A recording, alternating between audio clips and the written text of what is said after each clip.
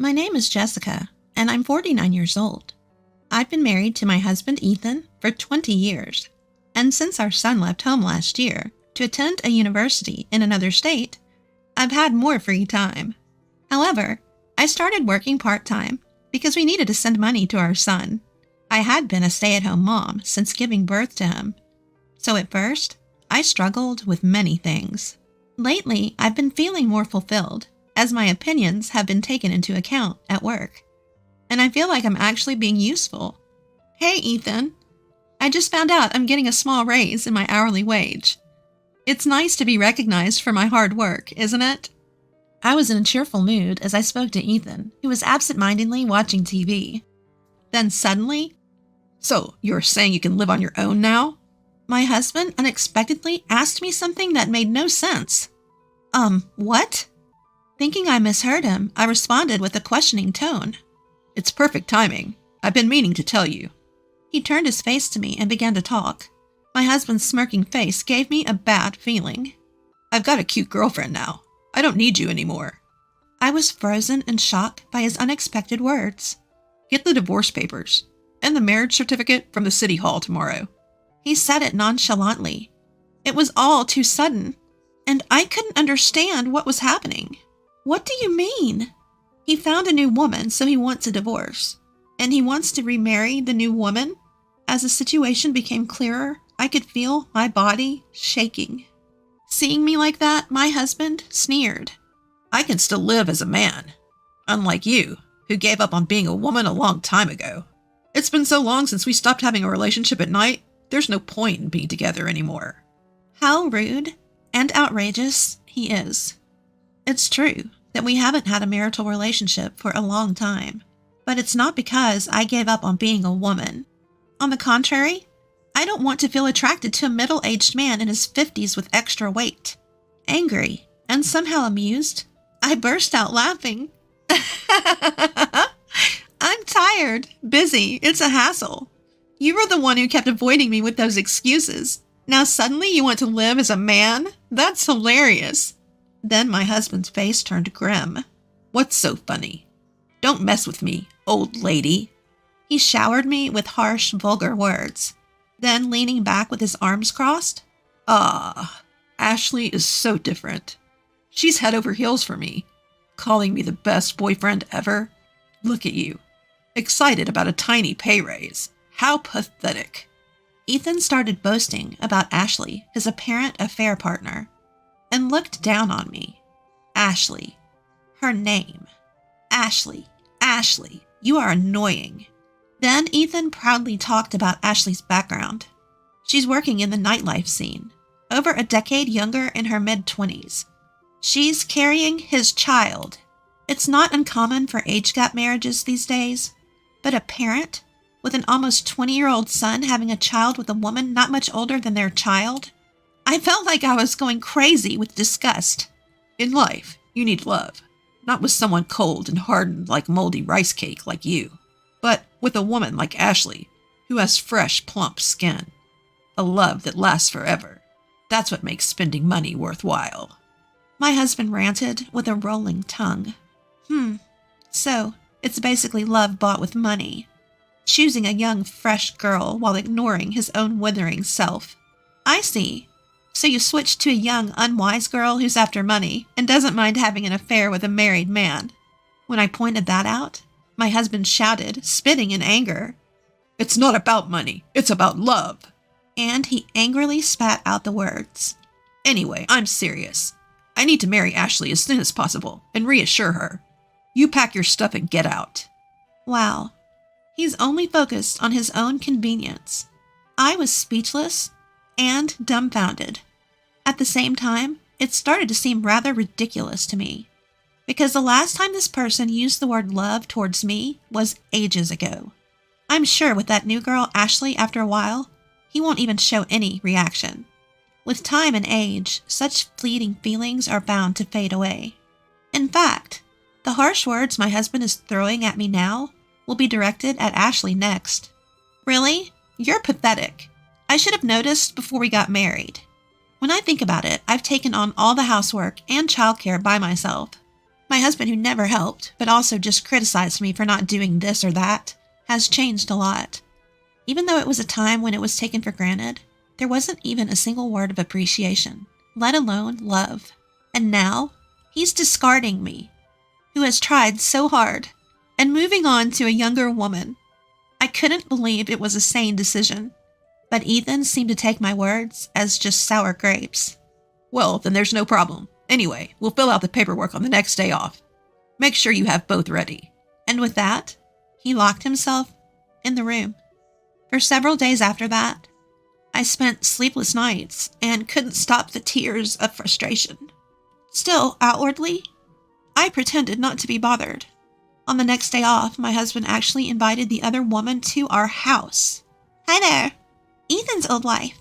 I came to help with the paperwork. The woman named Ashley, who casually sat on the sofa and hummed, crossed her legs arrogantly. As my husband said, she had smooth skin, and her confidence in her appearance was evident from her behavior. Being a night worker, her flashy makeup and overly revealing clothes were designed with a dangerously low-cut neckline. Her tight skirt was so short that even I, as a woman, didn't know where to look. But I felt that she didn't really love my husband. If my intuition was correct, her goal was surely I, who had already prepared for divorce, faced her. I didn't intend to resist, but I felt something off about her behavior. Ashley, right? Did you start dating Ethan knowing that he's married? Calling me an old wife means you understand each other's positions, right?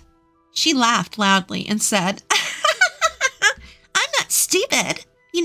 Don't underestimate me, you old lady. You're the one who's going to be dumped. I'm going to be Ethan's wife from now on. See, it's a simple story. She smirked and talked down to me in a lisping tone.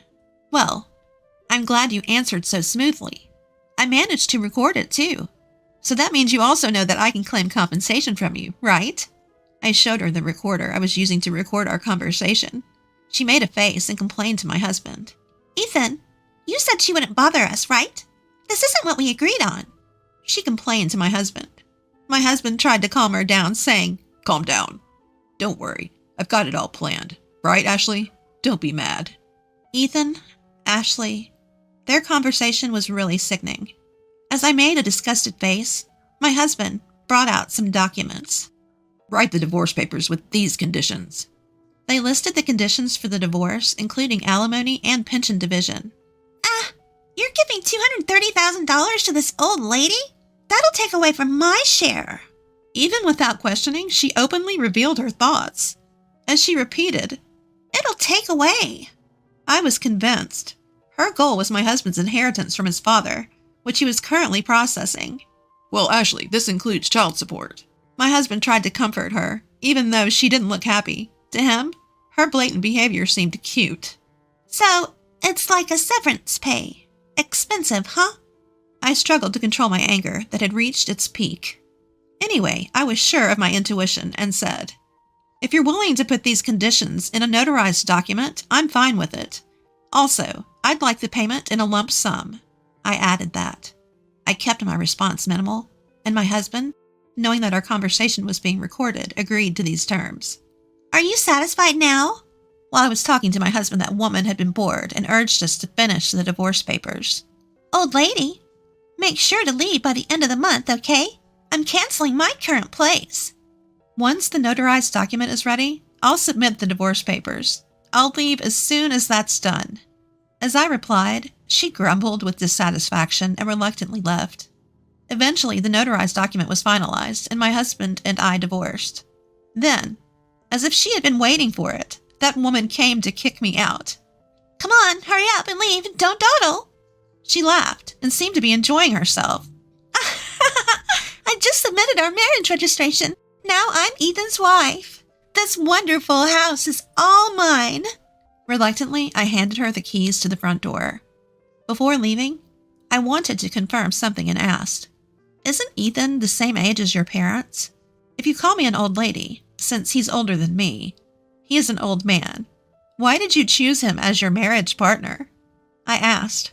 Her answer was exactly what I expected. Ethan is a division manager at a top-tier company, This house is a recently renovated property near the station.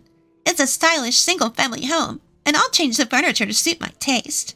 She was daydreaming. "Ethan will treat me like a princess.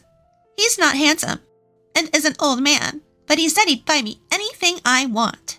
My future is secure with this." She smirked with satisfaction, as if to mock me.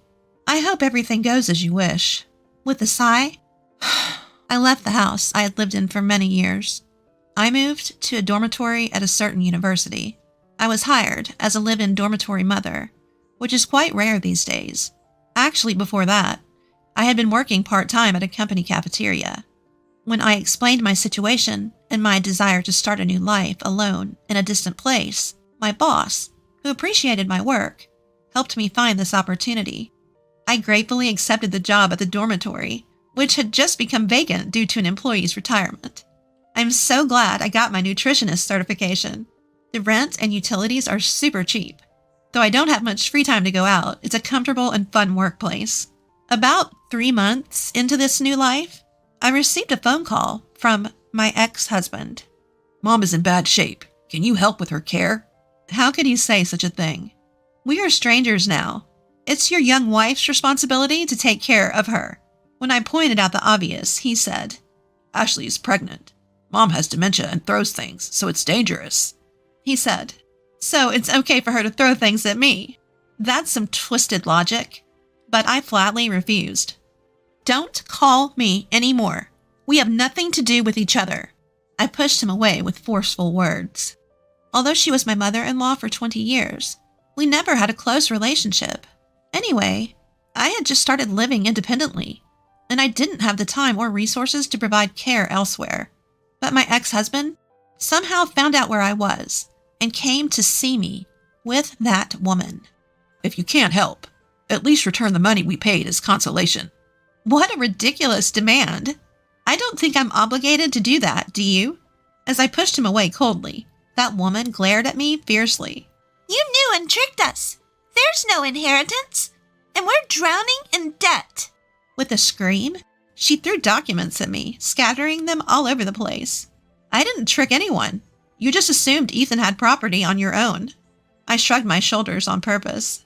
Yes, when I was handling my late father-in-law's inheritance, I found out that he had a large amount of debt. If that were the only issue, we could have just disclaimed the inheritance. However, Ethan had already canceled his father's mobile phone contract and sold the household items and valuables for cash before the procedure. There's a law that says you can't disclaim an inheritance if you've touched the property before the procedure, and that's exactly what happened. As a result, the debt fell directly on Ethan and that woman. With a triumphant tone, I said, "Ethan just dumped all the inheritance paperwork on me without listening to a word I said. Ashley, you used that money to continue your relationship with him, right?" I blurted out.